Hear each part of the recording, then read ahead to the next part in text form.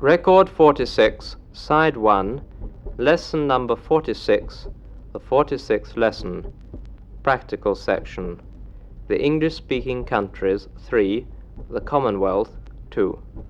Referring in Lesson 39 to the withdrawal of South Africa from the Commonwealth, it was said that a number of the participating countries had coloured populations. In fact, if we look at the latest available figures for each country in the Commonwealth, it is seen that the white population is a very small part of the total, especially among the African and Asian members. Population of the United Kingdom, white, 52,500,000.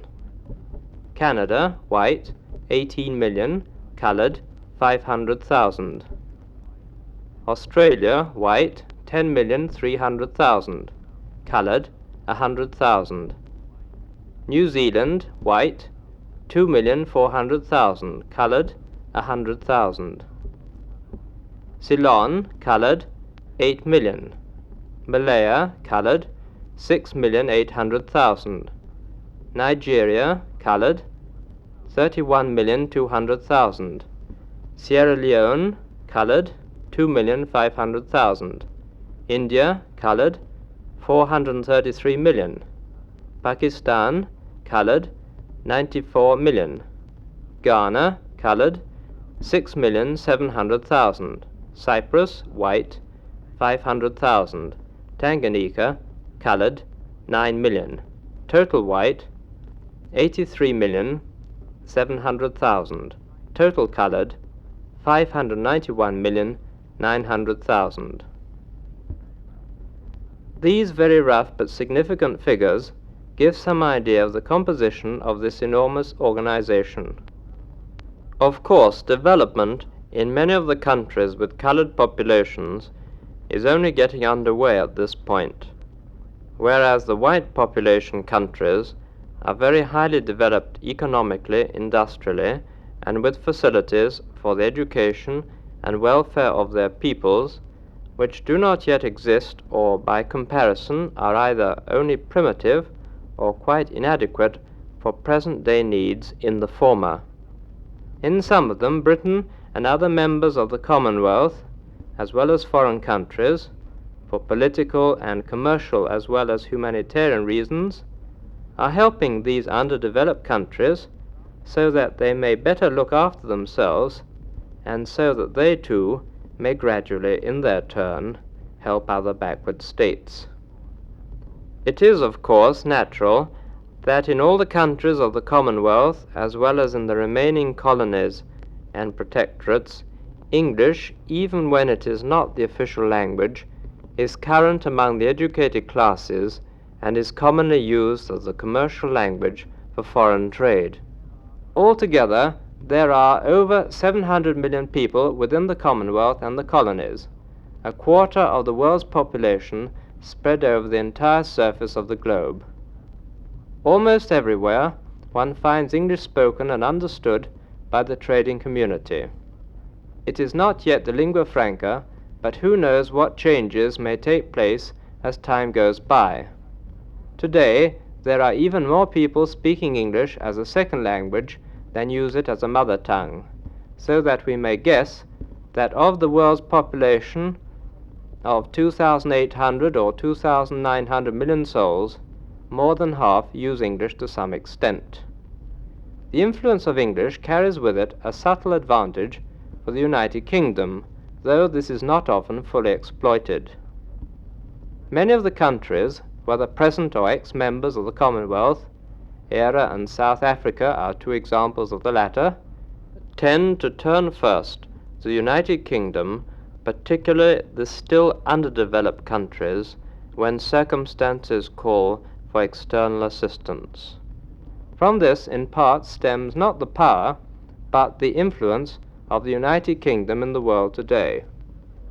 It is clear that as a world force, measured in atomic and hydrogen bombs, as well as in progress registered in space research, the United Kingdom alone cannot today match the financial and mineral resources of other larger countries, but its influence is felt in many quarters where it might otherwise be ignored.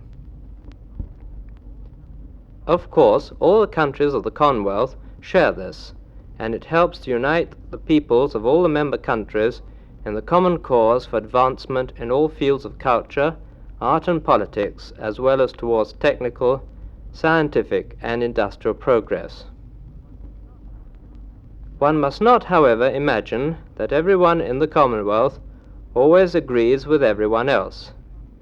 In fact, it is probably very rare that such a situation exists, but discussion and understanding of one another's problems can very often solve apparently unsurmountable difficulties and carry the Commonwealth forward as a useful bargaining group at the world's conference tables. Its influence is of great importance to our planet in these modern times, as newer forces are being forged to meet the problems which modern communications and modern industries and techniques have created. The Commonwealth is undoubtedly a force for good in the world, and the demonstration that white and colored peoples can and will work together to the benefit of humanity is one of the greatest lessons to be learnt by the world as a whole, and is probably a greater accomplishment than anything that has so far been done through the splitting of the atom. Progress in housing, a tremendous problem in the more densely populated countries of Asia and Africa, is slow, but gradually and more quickly as time goes by, decent homes, hygienic hospitals, and health and welfare services will be available even to the poorest inhabitant. Great irrigation schemes are being carried out both in Africa and Asia, and in these many foreign countries are also taking part, so that the civilized world is helping the backward countries, through the modern means at our disposal, to gain freedom from want and the misery it brings in its train.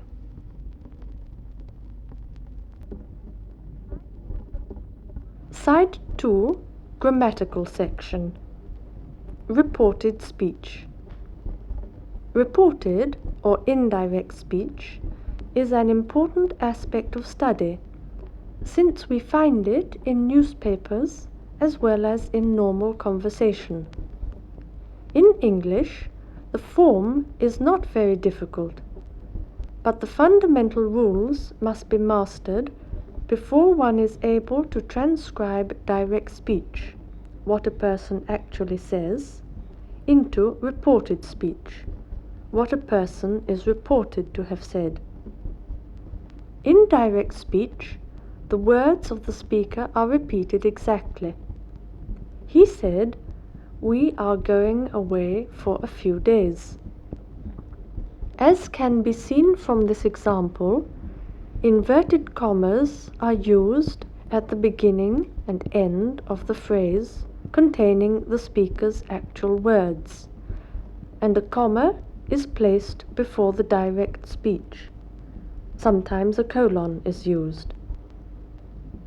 Direct speech is contained in the dialogues we read in books and plays, as well as in newspapers occasionally. Whenever we wish to report something stated by another person, unless we quote the actual words spoken, which would be more emphatic but is not usually adopted, some changes will probably be necessary. However, if the reporting verb, e.g., said, in the above example of direct speech, is used in the present, present perfect, or future tenses, no tense alterations will be necessary in the direct speech. Here are one or two examples. Direct speech. The bus is coming. The garden was full of roses. John has taken the book. Indirect speech. Present. He says that the bus is coming. Present perfect. He has said that the bus is coming. Future. He will say that the bus is coming. He will say that the garden was full of roses. She has said that John has taken the book. When the reporting verb is in the past tense, as it usually is, the direct speech verb or verbs must be changed as shown below.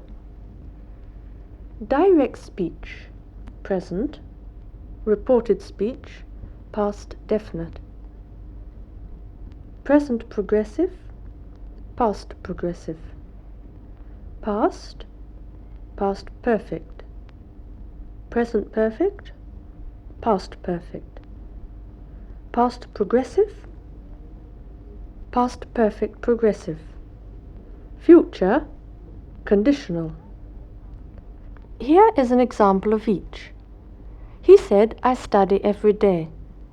He said that he studied every day. Mary said, I'm going out. Mary said that she was going out. They said, he went to the cinema. They said that he had gone to the cinema. He said, they have come back from town. He said that they had come back from town. She said, we were sitting in the park. She said that they had been sitting in the park. John said, we shall go to school. John said that they would go to school. Notice that the first person pronouns in the direct speech of examples 1, 2, 5, and 6 change to third person pronouns in indirect speech. And, of course, when the tense is future, shall changes to would. When the reporting verb is in the present tense, the shall in direct speech will change to will with the third person subject in indirect speech. Here is an example. Direct. He says, I shall return when I have finished. Indirect. He says that he will return when he has finished.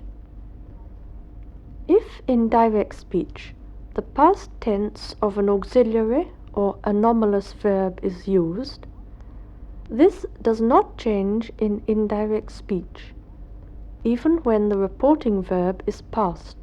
For example, direct, he said, I had a book when I came. Indirect, he said that he had a book when he came. In all the examples we have given of reported speech in this lesson so far, the conjunction that has been used, but usually this is unnecessary and is therefore omitted. In the sentences where the subject changes from first to third person in reported speech, the student must remember that any possessives or personal pronouns in direct speech will also change. The following example illustrates this. He said, I was reading my book when John took it from me. He said he had been reading his book when John took it from him. Apart from the changes already explained, the student must keep certain other words in mind when translating direct into indirect speech. These words are the demonstratives. This changes to that, and the adverbs and adverbial phrases of definite time, and the adverb of place here. A few examples will make this clear. Today becomes that day. Yesterday becomes the day before. Tomorrow becomes the next day, the day after, the following day. Next week, month, etc., becomes the week after, the following month, etc. Last week, etc., becomes the previous week, the preceding week, the week before. Here becomes there, but it is often omitted. If the reported speech is made in the same period as the direct speech, the same day, etc., the time adverb does not change. Here remains the same if the place is the same in both cases. He said, "I shall come tomorrow, Sunday." He said he would come the day after, Sunday. He said he would come tomorrow, Sunday. In questions, an introductory verb of interrogation must be used. He said, "Where are you going?" He asked where I was going.